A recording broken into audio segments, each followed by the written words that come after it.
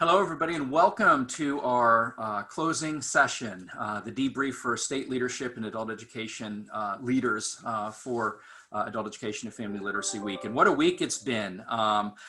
First, I just want to welcome you as state leaders. Without your support and without your direct involvement and engagement with our decision makers at the local, state, and national level, the good work of adult education really would not be visible. So we thank you so much for your participation. And I also want to thank Sharon Bonney and the whole team at the COABE office for their tireless efforts to make sure that this Adult Education Family Literacy Week was set up very well. So thank you, Sharon, and thank you to your team. I also, while I'm thanking, I want to thank our friends at Aztec Software. Aztec Software has been a huge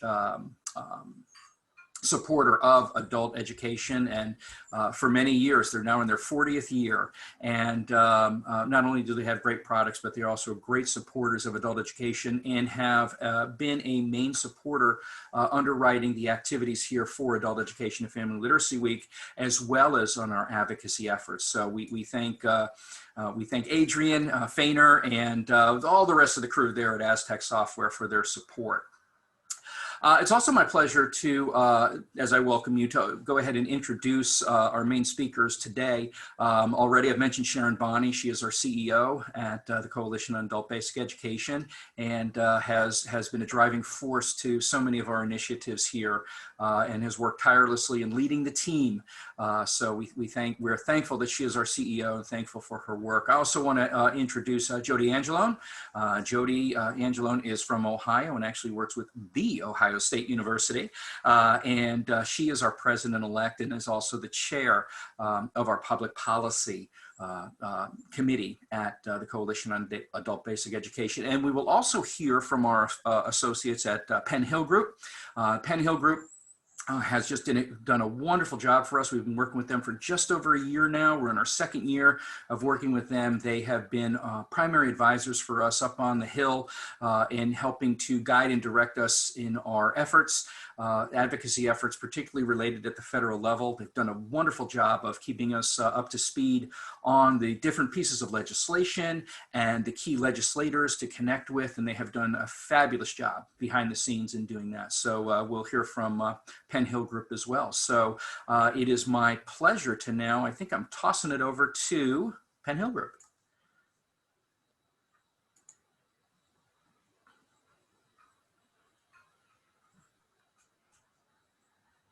I don't know if you can add me to as a presenter. So Audrey and Michelle, you're both presenters. Oh, okay. I can't see myself, so okay. We can see and hear you. We've got you. So yeah, congratulations on having a great week. I know that so much work has gone into this Hill Week, and you know, we talked about on, I think, the prep call for this week that the timing had some good benefits to it because Congress has not really gotten its act together in terms of approving a final COVID package. We had this opportunity to meet with staff and talk with staff and get adult education on the agenda and get them thinking about it. And so, wouldn't you know, just last night, Nancy Pelosi on the House side has started to reactivate the negotiations on COVID, and they're furiously working on what they're calling kind of a slimmed down bill. Some of you may have seen in the press that the Senate Republicans and the House Democrats are pretty far apart. Well, this bill that I think the House Democrats are working on right now is a smaller bill. We're not sure exactly what is in it, so we can't say at this point in time whether adult education funding is included. But the fact that there is some motion and that something is starting to happen, I think is encouraging. We obviously don't have that many days left, but one thing that I've learned about following Congress for many years is that when there's a will to get something done, then it will get done. So even though technically, you know, they're in next week to vote on the continuing resolution, and then they would probably go home normally. If momentum builds on a COVID relief package, then they will stay and they will get it done. So I think in a lot of ways, this Hill Week, not that you could have planned it, but it turned out to be a great week to be doing these meetings and just getting adult ed back on the agenda. Because there's so many competing demands. We know this with unemployment.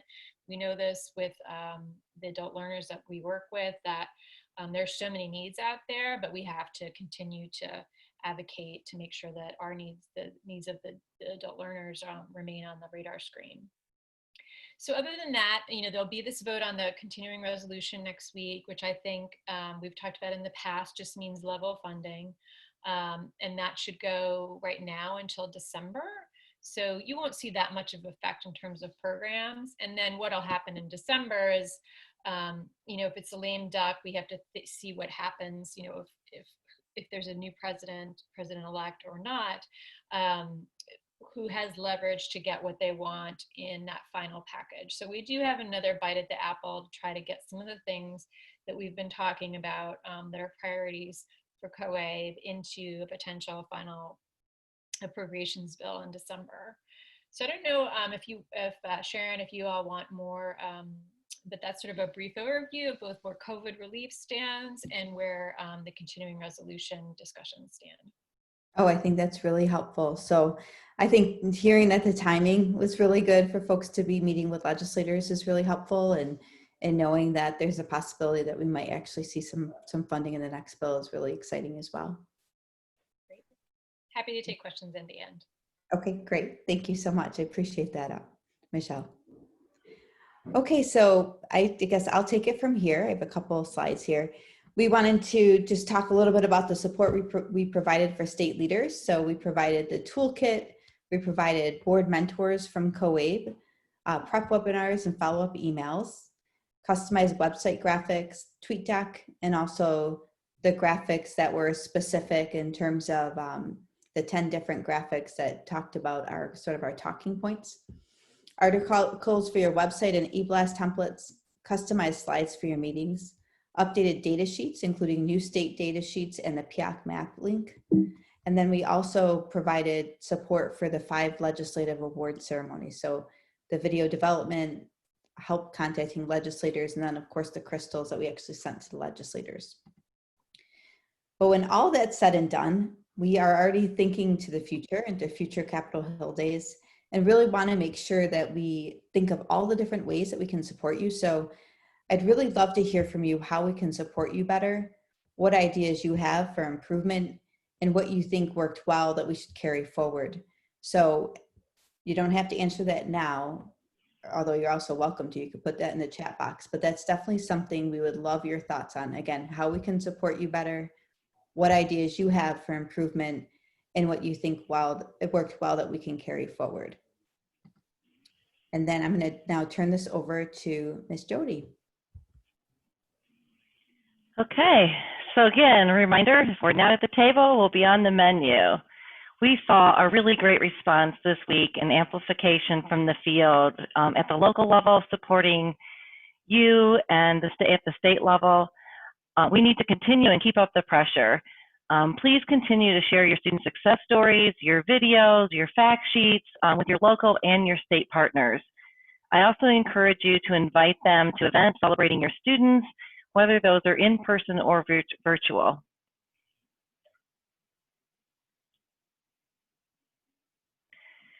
So now is the time when we want to hear from you. We want to hear about how your meetings are going, as Sharon stated. We're looking towards continuous improvement to always make this better. So we want to hear a little bit about your meetings, any concerns that you have, information that you'd like to share. So please, if you want to put messages in the chat or in the Q&A, if Sharon, I don't know, do they have the option of unmuting if they just want to share some of the stories about their meetings or group meetings that they've held? Absolutely. If they put notes in the chat, I can promote them to a panelist and they can speak, or they can just put notes in the chat or the Q&A. Great. So I'm looking at the. So we're happy to open up the. Go ahead. Good. Go ahead.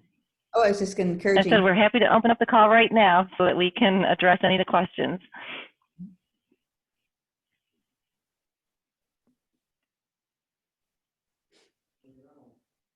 So typically when we meet in person, we actually go around the room and have every person talk about how their meetings went.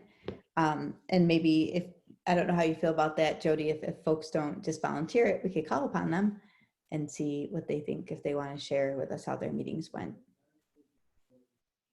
We could do that. It looks like David put something in the chat. So I don't know, maybe David would like to start and talk a little bit about that. He said a concern between video versus live. And so I'd like to hear more about that. David, you're now promoted to a panelist. We'd love to hear you speak. Okay, yeah, sorry, my screen slipped. Yeah, Dave Downs from Connecticut. I think our big concern this time was interesting. Last spring, everything seemed to work well with a video chat.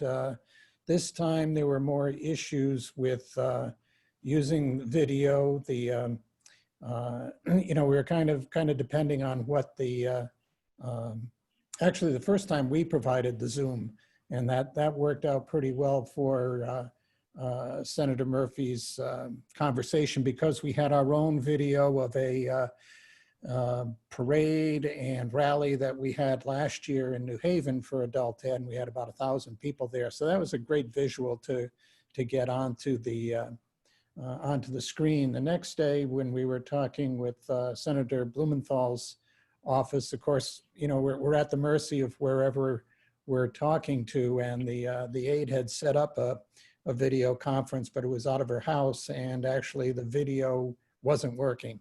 And so I think, number one, you have to be ready for that, and you know, have all your.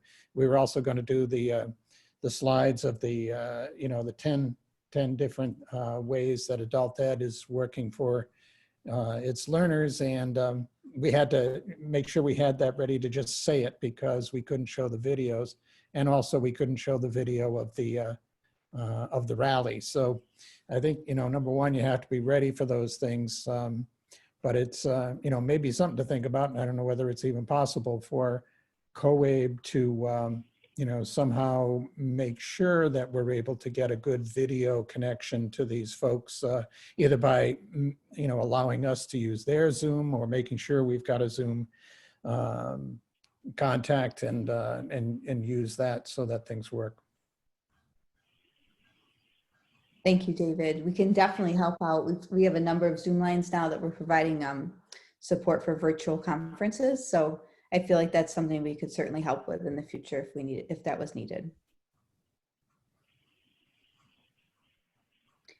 And Stephanie, I would like to promote you to a panelist. You could share with us live. So I'm going to do that now.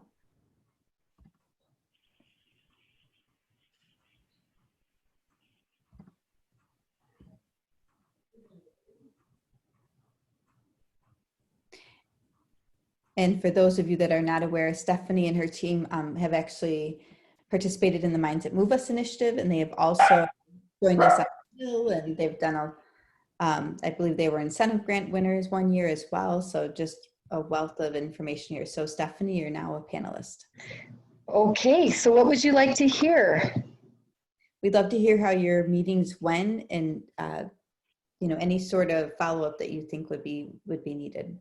Okay, so I will just say that what I found is that one staffer was extremely well versed. Adam Weck definitely knew and understood adult education very thoroughly, and asked a lot of questions on his own that were thoughtful and thought-provoking. And I felt very encouraged by that, because he also knew the different populations. He spoke about English as a second language versus the adult basic ed, and asked these really great questions about what can be helpful.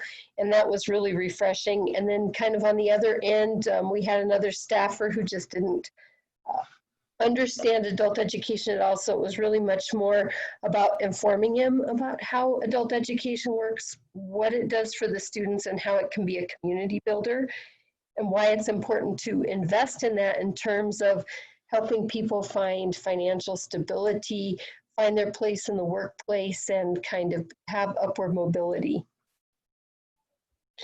in terms of follow-up, I think that now that I know that this particular staffer doesn't know or understand adult education well, I think then it falls to my shoulders to try to make sure to reach out differently and provide a lot of information to him so that into the future he can guide and direct the senator better. Great. Thank you, Stephanie.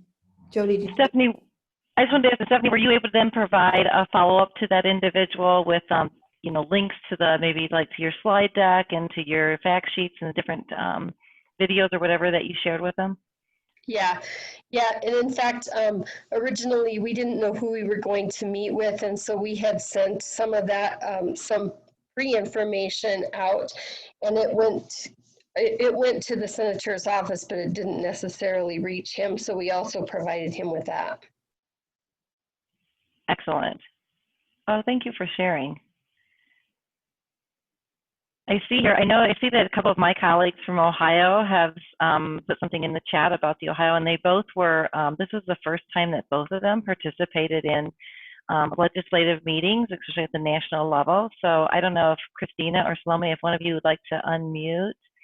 I'd love to hear about your first experience, and hopefully that you're willing to continue. I know we have another meeting next week with Senator Portman's office.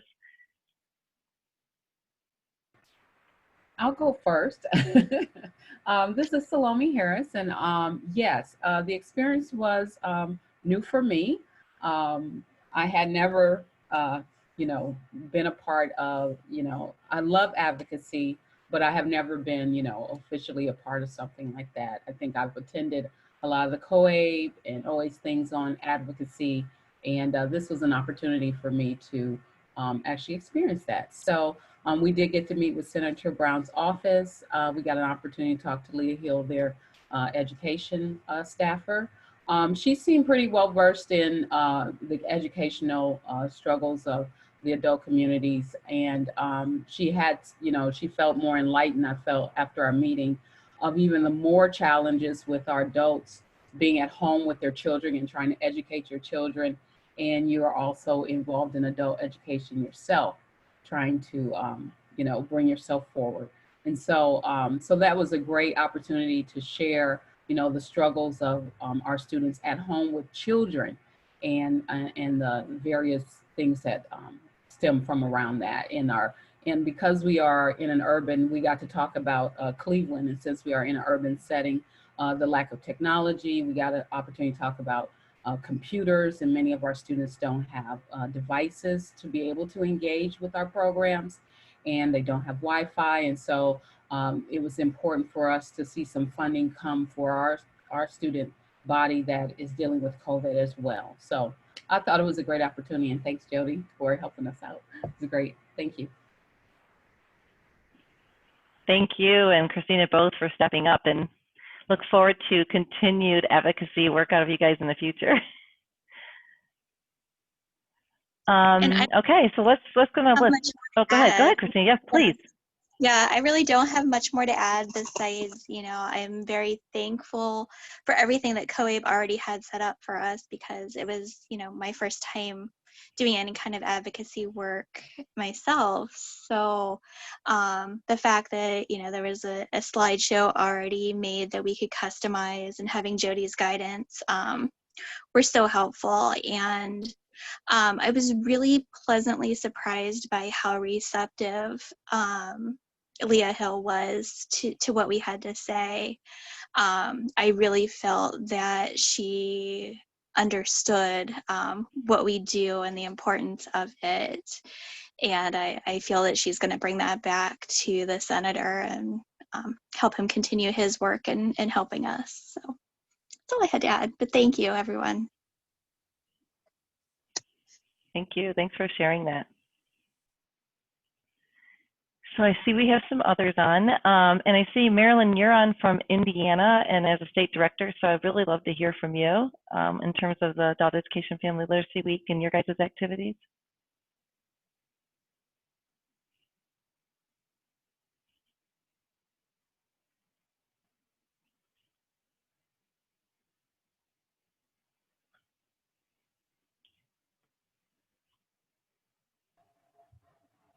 Good afternoon. Can you hear me? We can. Thank you. This is Marilyn Pitzulo. I'm the state director here in Indiana. While I did not have any specific legislative meetings, we were able this week to announce the use of CARES Act funding to pay for high school equivalency testing. And we were able to also push out several media pieces through the Department of Workforce Development. So that was nice to see things going out, not just from IAACE, but also from our parent organization here at DWD. That's fantastic news. Thank you, Marilyn. We really had no idea about that, so thank you for sharing that. Great. Yes. Okay, how about we're going to just go right through the list. And so, Brad, how about we make you next up? Would you like to share your experiences this week with Adult Education Family Literacy Week in your meetings?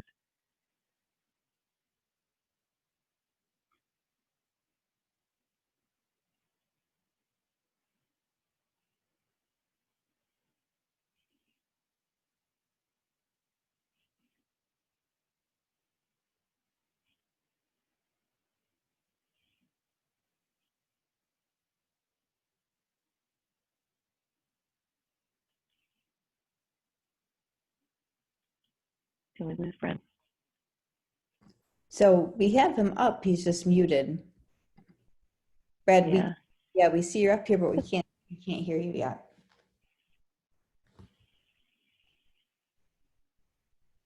Do you want to go to somebody else, Jodi, or? Yeah, let's move on down. Yeah, let's hear from. I saw Kate was on. I believe, is Kate still on? She is promoted a panelist.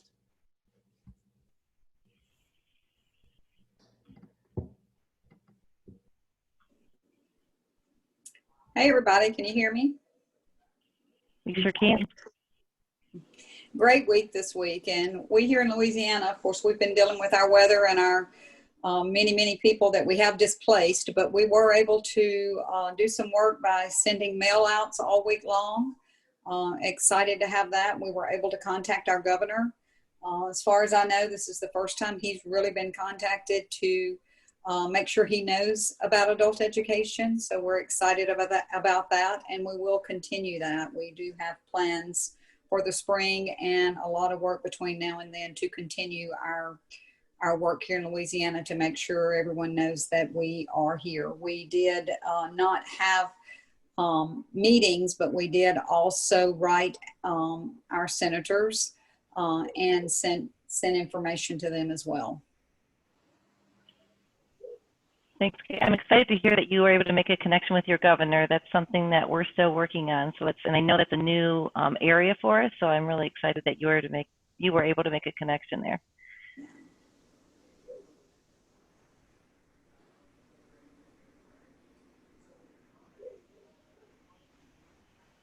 Anyone else? I think I saw Olga was on. If Olga, if you'd like to share down there in Texas about some of your meetings this week.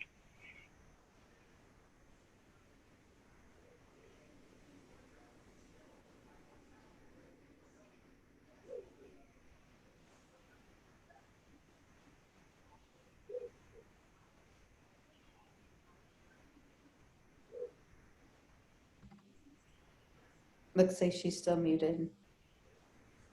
Yeah.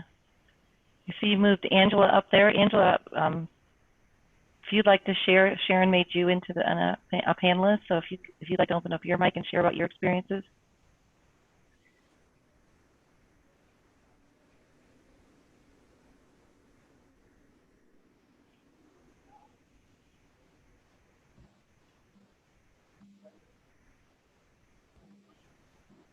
Oh. So Olga said she can't share at this time, so that's okay. Olga, would love to hear from you. I know that you can, I just want to share with everybody, if you haven't had a chance to log your meetings, or if you have not had a chance, if you've logged your meetings, but you haven't had a chance to go back in and provide the feedback, we'd encourage you to do that also. But is there anyone else? I see that we also have, we have Stephanie on here, or anyone else that didn't have a chance to unmute and share. Michelle. Hi everybody, this is Michelle Ribeiro from New Mexico. Can you hear me? We can. Thanks, Michelle. Hi. So, brief update from New Mexico. The advocacy efforts for our state adult ed association, the NMEA, were pretty nascent. This is our first big attempt at statewide organization, and I'm the outreach coordinator for the state adult ed office, New Mexico Higher Education Department Adult Ed Division. So I've been working in a background capacity in an effort to help support the NMEA state team. The bandwidth has been the critical issue. Very few people had any significant time to dedicate to efforts, but the fact that we got some traction at all, considering this is our first real statewide effort, is a great thing. The meeting invites were pushed out by the NMEA team lead, our President Terry Wimborne, just on Wednesday, so it was a little bit of a late start.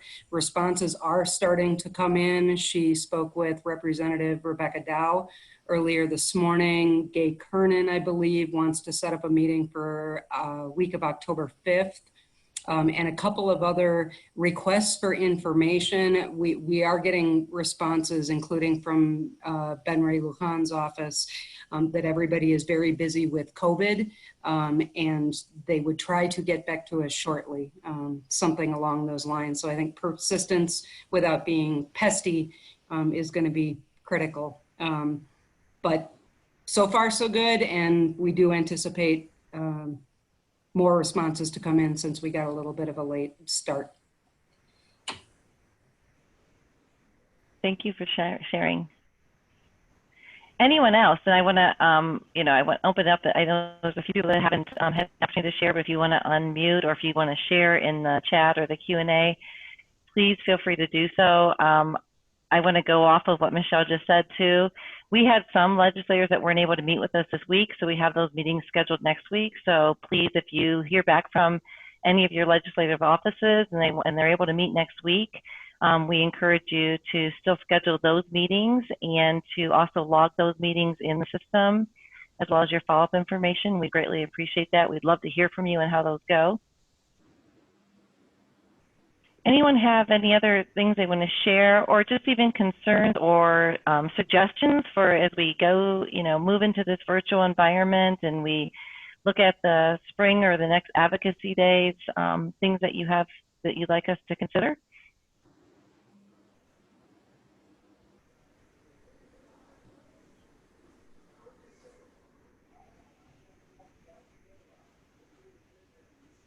This is Michelle from New Mexico again. I just, in that vein, want to tack on how helpful the state data sheets were. New Mexico has its own state data sheet, but your organization and presentation is preferable. And so I really appreciated the data sheets. The new PIAC state data sheet, invaluable. So very concise presentations of data like that are greatly appreciated. Everything COABE did was greatly appreciated, and we utilized quite a bit of it for different aspects of the outreach efforts. But keep doing things like that, because we don't have time to compile things like that on our own with our bandwidth. So much appreciated. Thank you, Michelle. There was a team of people, of administrators from across the country that helped us with those state data sheets. And then the other two newer ones were through IES, a partnership with the Institute for Educational Statistics. So we're grateful that we were able to share them.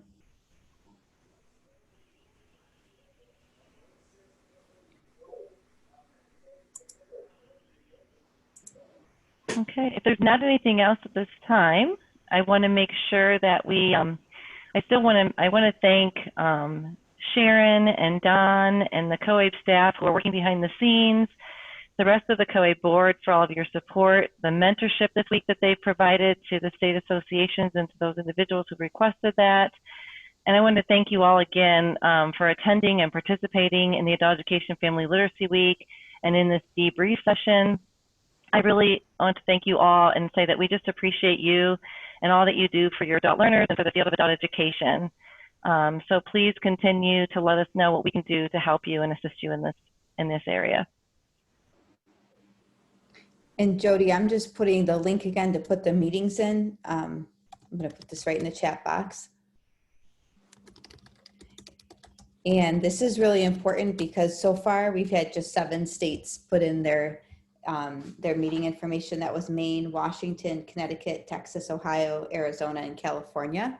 And we know there is a lot more meetings than that. So if you could just go in and link your meetings in there, that would be great. That will help us that when we go back and look. So one of the things that we do is we look at how many meetings we had for each Capitol Hill event. And so we're able to kind of keep a master list. We know that we're over 500 so far. So we'd like to add this to it. And then also it helps us in terms of just bigger picture when we're looking at our progress, how much progress we've had since we started doing these in 2017.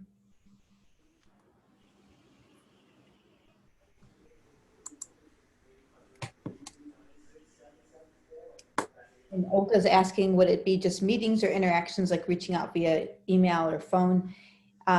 This would be just meetings, but you could also send to me additional interactions. I'm happy to, we will then take that information and consolidate that as well.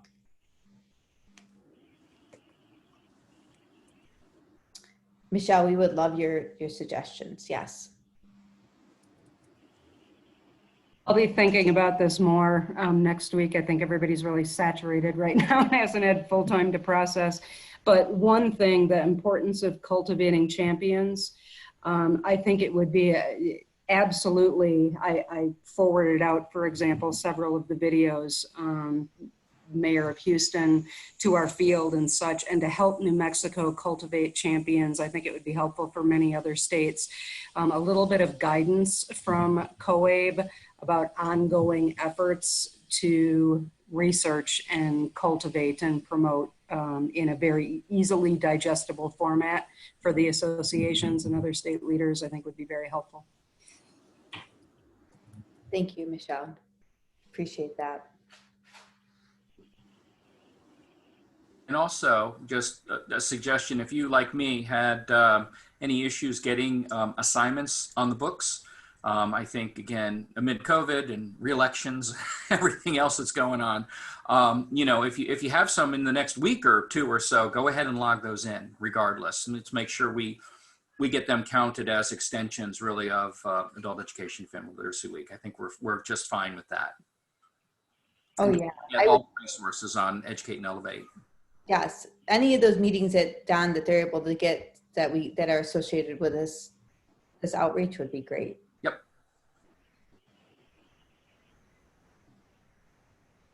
I wanted to also make a personal comment. I saw some of the state associations really utilizing Facebook and Twitter, and I thought that was really, really helpful. And then there were some champions that were out there, people their own on an individual level. And I wanted to just say hats off to you. We really appreciated that. We saw that, we noticed it, and it really does make a difference.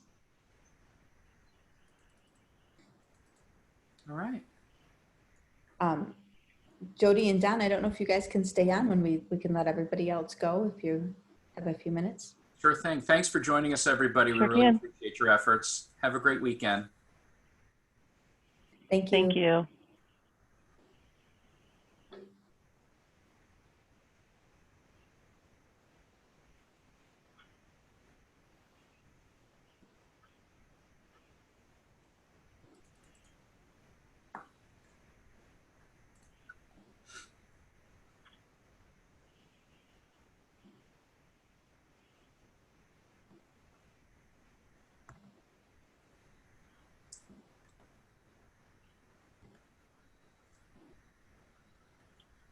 Okay, I think it's just us now.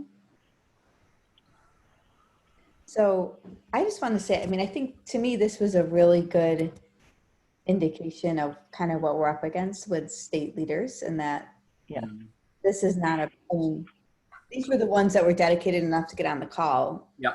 4 or 5 of them of which couldn't even speak because they were doing other things. So no, but seriously, I mean, I think this is what I see it from where I sit, is that you have a few people who are out there and will actually make the time for it, most of which are retired, like a Regina, someone like that. Right. And then, you know, like an Adrian Boggs, there's a few people like that. But I think if COIB's going to truly have an impact in this area, we need to figure this capacity issue out, because it's not, this is very disappointing to me. It is. Yeah, and I'm going to tell you, so, because I mean, you know, this has been my personal struggle in the state for a long time, because I mean, I stayed on the state association board for a gazillion years for this purpose. Because I really, advocacy is not my most favorite thing, but I'm so passionate about it and what it means. I value it. I understand how important it is. And so I took on that role because of that, because nobody else would. And I stayed on forever because no one else would. And so even since I've left, it's been such a struggle to find someone to take on that position.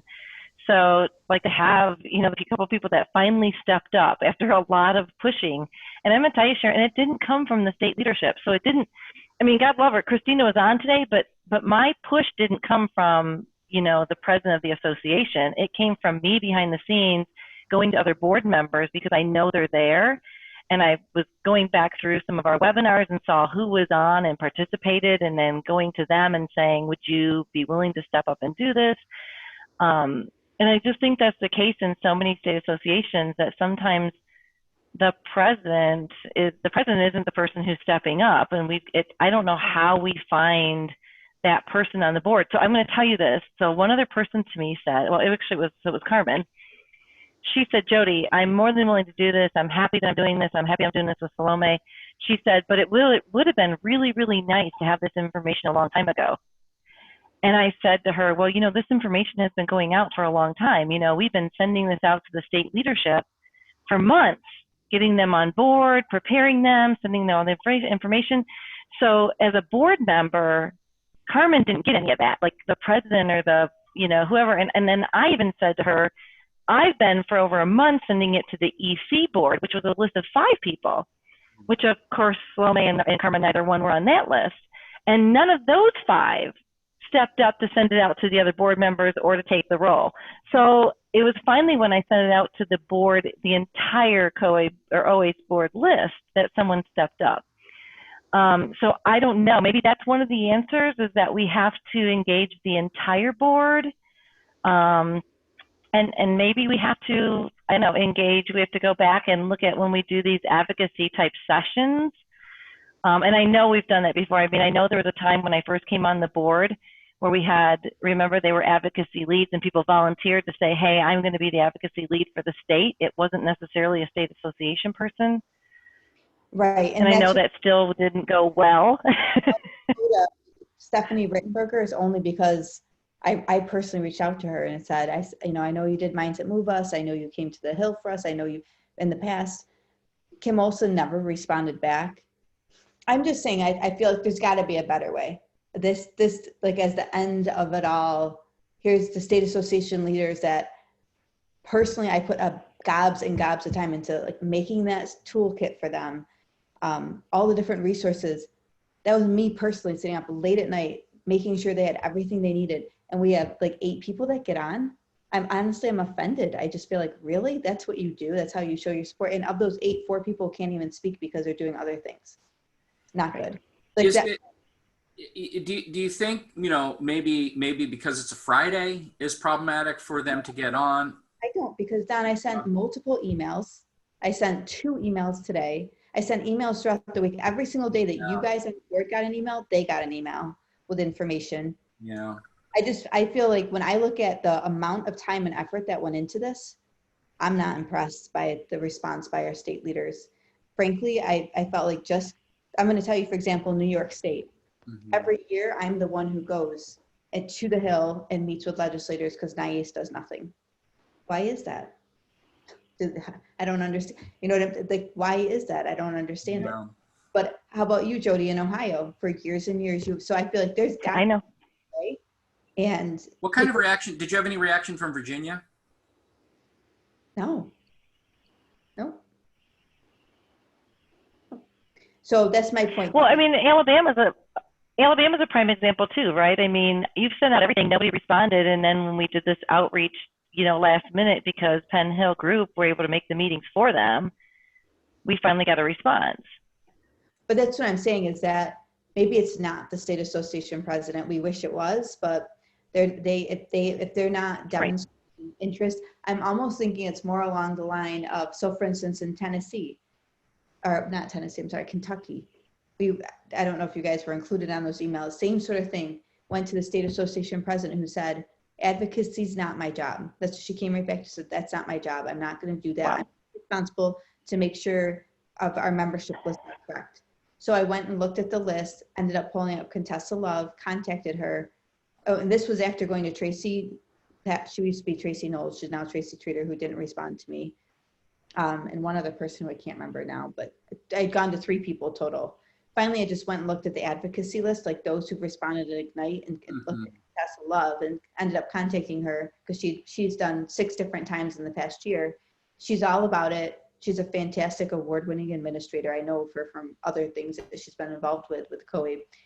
But there you go. I mean, I'm thinking it might just be, we would love state associations to participate, but maybe that's not the way to go. Like maybe they have too much on their plate doing other things. So we look for those who demonstrate an interest in this sort of thing.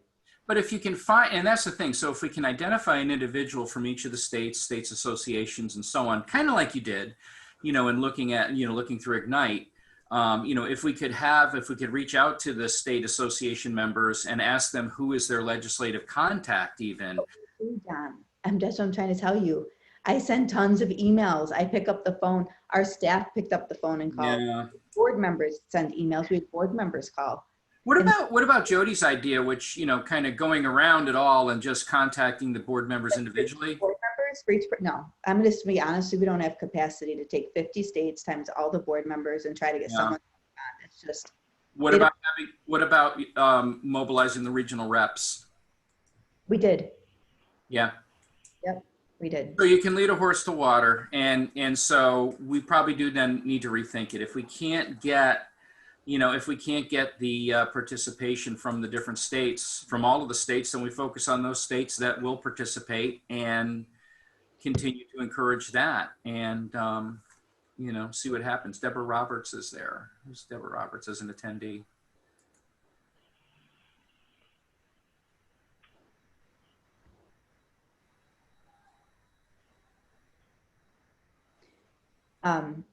Yeah, I just removed her. So I think from my standpoint, I'm just going to be really honest, and this is between us, but I'm not impressed. I think we, in my mind, bent over backwards and spent hundreds and hundreds and hundreds of hours. It's true. I'm not exaggerating. I did it personally because the staff had other things to work on. Yeah. I'm not going to do that again, to put that kind of time in and have that kind of response. So I think Larry Ann just joined us. Yep, we need to have people who definitely have the time and interest in really engaging, and that's not what we had here. Well, so I guess that is what we do. Maybe there's an opportunity for us one more time. In a way, maybe we can put something together that we want to have a legislative representative from each state and have those associations designate somebody and communicate with them. And if they participate, great. And if they don't, they don't. But at least we're giving them an opportunity, making that contact with each, making the contact with each state association, putting the ball completely in their court. Maybe that's the way to do it. And we just roll from there. And if we get 10, then we work with the 10. So, and Don, I love that. And so I think what we should do is, you know, we should recap how this went. Yep.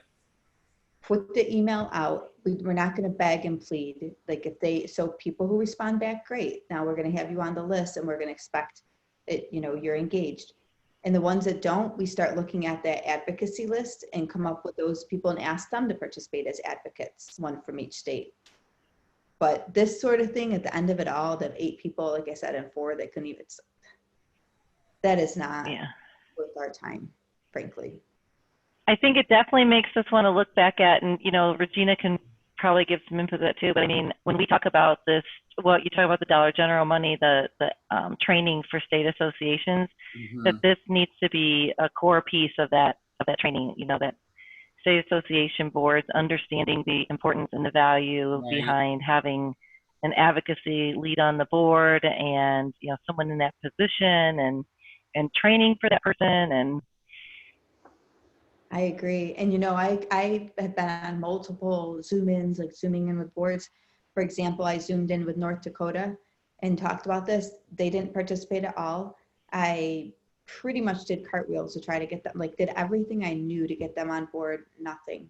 That's the kind of stuff where it's just, it's demotivating, frankly. You think, I don't understand. Do you not, what are we doing wrong that you do not understand? You're not going to have funding if you're not speaking up for yourself. You need to do something for Right. yourself. Right. So, you know, I apologize if I sound a little frustrated. You're frustrated, and that's okay. No, it is frustrating. You know, and it's frustrating because, you know, what's frustrating for me is because I've been around long enough, and it's what we've just said. We have seen the success of this advocacy, right? Like, we've saw year after year after year for so many years where we didn't see any increase in funding. We saw decreases in funding. We saw no support for adult education or even recognition for the fact that, well, what adult education did. And this campaign and what we've done through advocacy to stave off that money, to get additional money, to, you know, have adult education recognized for what it is they do, to get this kind of response it is disappointing. I mean, it is frustrating, Sharon. You have every right to be frustrated. Yeah. Yeah, and I feel like leaders not taking their place as leaders, like just expecting, I don't know what, you know, like not seeing that there's the COAB has bent over backwards to provide you with every single tool we possibly could think of. I mean, I literally sat there and thought of every possible thing to do to help. So to me, it's almost ungrateful for one thing. It's like, and we don't have time for this sort of a thing. So if you don't have time, then I'll find people that do, because I really think it's in the best interest of your state that you have someone who leads. And if you can't lead or won't lead in this area, if you're too busy and you need to do other things, that's fine, do it. But we need to find people who can help us out. Well, and I think that, you know, to Jodi's point as well, that if we can, as part of supporting the state associations, to really focus in on advocacy and the importance of it and so on, and providing that opportunity for them to step up to, you know, if they choose not to, if as an organization or as a president or however the structure is for the individual state associations, if after that they choose not to participate, okay, you know, they have their priorities, and okay, that's fine. But, you know, maybe one more shot to do something along those lines to really, you know, emphasize how important it is. Again, they're volunteers. They're busy. They're running programs of their own. They're dealing with COVID. They're dealing with these issues of how to test, if to test, when to test. You know, they're dealing with all those things. So I can understand that, but they're not making the connection, obviously, with being vocal and with truly getting out there and advocating, and that's disappointing. And so maybe we need to be although, you know, in your emails and your outreach to them and everything, I'm sure you did, but maybe it's just a matter of capturing them and doing that. And perhaps then, again, engaging the regional reps to try to get on a more personal, you know, level as well, and see what we can do. You know, Sharon, if they don't want to do it, then we do need to shake the dust off our sandals and move on. And I know that we can come. That's what I guess what I'm getting at is that, in one hand, I'm just disappointed, and on the other hand, I know that there are people that do care about this. Right. There's over 12,000 people who regularly take action when we ask them to, that care enough to do that. And I think maybe that's where we try to come up with. We just try to think of it differently. I think we have tried the state association piece for so long, Don. I understand. We have tried for so long. And we've had, like I said, we had the home office making phone calls, yeah, regional making phone calls, home office sending emails. I'm sending multiple emails. We've got Regina sending emails, Jodi sending email. I mean, at some point you just say, okay, you've got other things to do. We get it. And we're not offended, but we just need to find a better way then. I think many of the state associations are about having an annual conference, and that's it. And I think that's really the reality, and that's what they can focus their efforts on and pull together to do something like that. And, you know, or, you know, again, they're busy or they're in a state. Like, I was really surprised when you called on Marilyn, Jodi, and she piped in, you know, as a state director. I know. You know, but she piped in, and so. Yeah, she took the time to be on, so I wanted to, I knew she probably didn't advocate. I mean, I know her role, but she was on there for a reason, so I really wanted to hear what it is that she had to say, that, about what she did this week. So I thought that was great. Right, and she is, a public policy chair. I think she's still public policy chair for the state directors. But it's those kinds of things that there really is only so much we can do. And as with many organizations, it's very leader centric. These state associations are leader centric, and if they do have a president or a chair or whatever the case may be, an individual that's leading the state association that's dynamic, then there's probably going to be there would be an emphasis. I mean, I know in Virginia, I'm really disappointed actually, because we have Rebecca Scott, who has been very, very active over the years legislatively, big time supporter